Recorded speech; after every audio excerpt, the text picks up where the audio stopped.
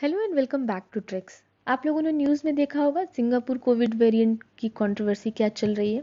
दिल्ली के chief minister ने ये स्टेटमेंट दिया था कि सिंगापुर में एक नया वेरिएंट आया है कोरोना वायरस का, जिससे चिल्ड्रन ज़्यादा अफेक्ट हो रहे हैं। इसीलिए इंडियन गवर्नमेंट को सारे फ्लाइट्स कैंसिल करने देने चाहिए सिंगापुर से, और बच्चों को वैक्सीन देने के बारे में सोचना चाहिए। इस पे सिंगापुर ने स्ट्रॉन्ग ऑब्जेक्ट किया है कि ये जो वेरिएंट है ये सिंगापुर में ओरिजिनेट नहीं किया है। इस कंट्रोवर्सी के बाद सिंगापुर ने इन्वोक कर दी है एंटी मिस इन्फॉर्मेशन लॉ, जिसके तहत जितने भी सोशल मीडिया प्लेटफॉर्म्स हैं, खासकर फेसबुक और ट्विटर, उनको एक जनरल करेक्शन नोटिस कैरी करना होगा। ऐसा कोई इन्फॉर्मेशन अगर आता है कि सिंगापुर में कोई भी वेरिएंट नया नहीं है, ये जनरल करेक्शन नोटिस ऐसे किसी भी पोस्ट में जहाँ पे ऐसा कुछ मेंशन हो उसमें अटैच्ड होगा। इसको कहते हैं protection from online falsehoods and manipulation act. फिर इंडियन गवर्नमेंट के फॉरेन मिनिस्टर ने ये स्टेटमेंट दिया कि जो दिल्ली के चीफ मिनिस्टर अरविंद केजरीवाल का व्यू है वो इंडिया का व्यू रिफ्लेक्ट नहीं करता है, और सिंगापुर जो है वो बहुत ही इम्पोर्टेंट पार्टनर रहा है कोविड से डील करने में। लॉजिस्टिकली बहुत हेल्प किया है सिंगापुर ने, इसीलिए ये जो व्यू है वो इंडियन का ऑफिशियल व्यू नहीं है। तो ये कौन सा वेरिएंट है जिसके बारे में इतनी बातें चल रही हैं? सिंगापुर जो है वो one of the most successful country in managing the कोविड-19। केवल 60,000 वहाँ पे केसेस अभी तक आए हैं और 31 कोविड रिलेटेड डेथ्स हुए हैं। पिछले कुछ सप्ताह में वहाँ पे इन्फेक्शंस राइज हुआ है, तो नए रिस्ट्रिक्शंस उन्होंने लगा दिए हैं वहाँ पे टिल जून 13, और डिसाइड किया है कि स्कूल्स, जूनियर कॉलेजेस वगैरह शट डाउन रहेंगे मई एंड तक। सिंगापुर के हेल्थ ऑफिशियल का भी ये कहना है कि ये देखा गया है कि ये जो नया वेरिएंट है वो बच्चों को ज़्यादा अफेक्ट कर रहा है, और अनट्रेसेबल ओरिजिन बताया है उसको कि कहाँ से आया पता नहीं, लेकिन उनका कहना है कि ये जो वेरिएंट है ये ओरिजिनेट किया है इंडिया में, वही वेरिएंट बच्चों पे ज़्यादा इफेक्ट कर रहा है। दिल्ली के हेल्थ मिनिस्टर का भी कहना है कि ये वेरिएंट जो है जो सिंगापुर में स्प्रेड कर रहा है वो दूसरे वेरिएंट से डिफरेंट है। सिंगापुर ने फाइनली डिसाइड किया है कि वो अब बच्चों को 12 से 15 साल के बच्चों को फाइजर बायोएनटेक की वैक्सीन से वैक्सीनेट करेगा। सिंगापुर ने अपने लगभग 1/5 पॉपुलेशन को वैक्सीनेट कर लिया है, यानी कि उनको डबल डोज पड़ चुकी है। अब 45 ईयर्स से नीचे वालों को वो देगा और चिल्ड्रन को भी देने का डिसाइड किया है। So what is this new strain, what we know about this new strain? इस स्ट्रेन के बारे में कहा जा रहा है, जिस स्ट्रेन का नाम है B16172, ये प्राइमरी रीजन है सेकेंड वेव में इन्फेक्शंस के सर्ज होने की। इसको हु ने कहा है ग्लोबल वेरिएंट ऑफ कंसर्न, और लगभग ये 40 कंट्रीज में फैल चुका है। तो सबसे पहले जानते हैं 3 इंपॉर्टेंट वर्ड्स जो यहाँ पे हैं। पहला वेरिएंट, स्ट्रेन और म्यूटेशन। कोई भी वायरस या पैथोजन जो होता है वो अपने आप को लगातार इवॉल्व करता रहता है। वायरस में भी लगातार इवोल्यूशन होता है, वो चेंजेस आते रहते हैं।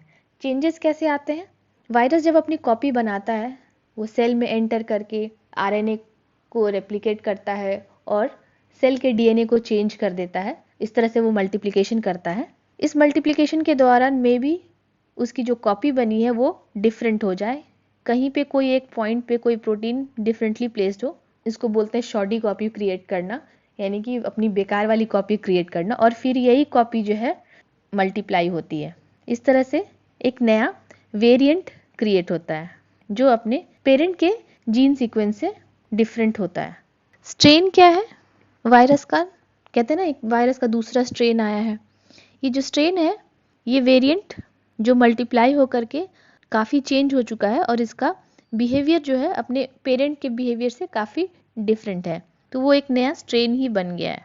किस तरह से वो अटैच कर रहा है, किस तरह से इन्फेक्ट कर रहा है, कहाँ पे इम्पैक्ट कर रहा है। मे बी पहला जो कोविड का स्ट्रेन था वो डिफरेंट सिम्टम्स दिखा रहा था, जो नया स्ट्रेन है वो डिफरेंट सिम्टम्स लेके आ रहा है। तो ये है अल्टर्ड बिहेवियर, ये हुआ स्ट्रेन। और जो चेंजेस आते हैं वायरसेस में इसी को कहते हैं म्यूटेशन। अब जो ये वेरिएंट है नया B16172, इसमें 2 म्यूटेशन यानी कि 2 चेंजेस हैं, एक E484Q और दूसरा L452R। ये क्या है? दरअसल प्रोटीन के नाम और पोजीशन दिए गए हैं। वायरस के जो प्रोटीन होते हैं उनमें जो चेंजेस आते हैं उनके पोजीशन में, जैसे लाइसिन और आर्गिनाइन प्रोटीन जो है वो चेंज हो गया है। 452 ये पोजीशन दिया हुआ है। तो वायरस के ये स्पाइक प्रोटीन्स हैं जिनमें चेंजेस आया है। स्पाइक प्रोटीन क्या होता है वायरस का, ये आपने कोरोना वायरस देखा होगा ऐसे ऐसे फिगर में।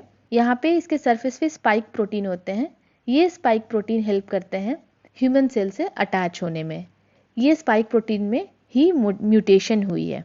इस म्यूटेशन की वजह से जो नया स्ट्रेन है वो ACE2 रिसेप्टर से इजीली अटैच हो सकता है। What is ACE2 receptor? जो ह्यूमन सेल हैं उनके सरफेस पे रिसेप्टर्स होते हैं, इनको कहते हैं ACE2 रिसेप्टर्स।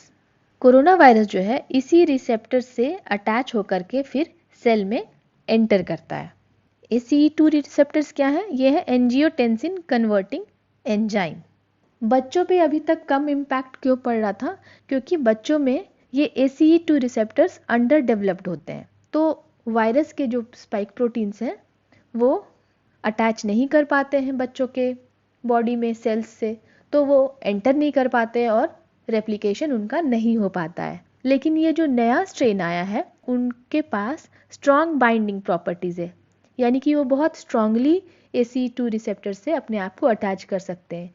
इसका मतलब है कि बच्चों में जिनमें अंडर डेवलप्ड ACE2 रिसेप्टर्स हैं उनसे भी ये नए वेरिएंट आसानी से अटैच कर सकते हैं, यानी कि बहुत कम ACE2 रिसेप्टर्स होने के बावजूद वो लोगों को इन्फेक्ट कर सकते हैं। इसीलिए ये स्ट्रेन बहुत डेंजरस है और इसीलिए कहा जा रहा है कि ये स्ट्रेन जो है अब बच्चों पे ज़्यादा खतरनाक हो जाएगा। जनरली ये जो दो म्यूटेशंस आपने देखे ये अलग अलग वायरस में देखे गए हैं, लेकिन ये जो नया स्ट्रेन है इनमें ये दोनों म्यूटेशन कंबाइंड आए हैं, जिसकी वजह से ना केवल ये सेल से बहुत ही मजबूती से अटैच कर लेता है, साथ ही साथ ये बॉडी के इम्यून सिस्टम को भी इवेड कर देता है, यानी कि बॉडी का इम्यून सिस्टम इसको रिकॉग्नाइज नहीं कर पाता है। अगर इम्यून सिस्टम इसको रिकॉग्नाइज नहीं कर पाएगा तो एंटीबॉडीज नहीं क्रिएट होंगी, इसकी वजह से कोई दवा भी नहीं काम करेगी।